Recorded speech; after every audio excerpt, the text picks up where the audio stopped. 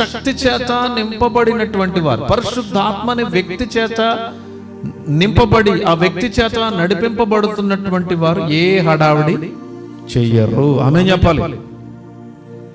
అచ్చ తెలుగు చెప్తా, మీకు అర్థమయ్యేలా చెప్తా, జాగ్రత్త వినండి. అభిషేకము హడావిడి చెయ్యదు. ఏం చేయదు? అభిషేకము చెప్పాలి. అభిషేకము హడావిడి చెయ్యదు, ఎక్కడ ఆర్భాటం చేయదు. అభిషేకం ఉంటే నువ్వేమి యేసు నామములు అనవలసిన అవసరం లేదు. నిన్ను చూస్తేనే దెయ్యాలు పారిపోతాయి. నీతో మాట్లాడితే దెయ్యం ఆలోచిస్తూ ఉంటది, నీతో సంభాషించడానికి ఆలోచిస్తూ ఉంటది. ఎందుకంటే నీతో మాట్లాడుతున్నప్పుడు వాడు ఎంత బలహీనుడో వాడికి అర్థమవుతా ఉంటది.